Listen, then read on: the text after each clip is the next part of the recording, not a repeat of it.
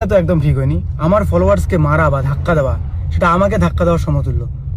আমি বড় কিছু না, কিন্তু আমার ফলোয়াররা যারা আছে তারা আমাকে ভালোবাসে বলে আসে। আজকে একটা জায়গায় গিয়েছিলাম, সেখানকার অনার ব্র্যান্ড খুবই ভালো ব্র্যান্ড, প্রথমবার নর্থ বেঙ্গল এত বড় ব্র্যান্ড আছে, কিন্তু সেখানে কিছু ফ্যান ফলোয়ারদের কেন ধাক্কা দেওয়া হলো, ধাক্কা দিয়ে ফেলে দেওয়া কেন হলো, মারা কেন হলো? এটা তো ঠিক না।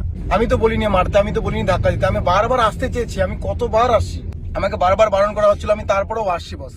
আমি এটাও বলেছি আমি দেখে নিচ্ছি, আমি আমার ফ্যান ফলোয়ারদের শুধু জাস্ট বের করে দাও আমাকে, আমি বাইরে দেখে নেবো। আমি হাজারো ইভেন্টে গিয়ে আমি বাউন্সার সারা নিজে একাই হাজারো পাবলিকের মাঝে ভিড়ে হারিয়ে গেছিলাম। আমার এটাই ভাল লাগে ভাই, ফ্যান ফলোয়ারদের ধাক্কা দিয়ে আমাকে সেলিব্রিটি ভাব দেওয়ার দরকার নেই। এই ভাবটা নিতে চাই না বলে আগে আমি বাউন্সার নিতাম, এখন আমি নেই না বাউন্সার।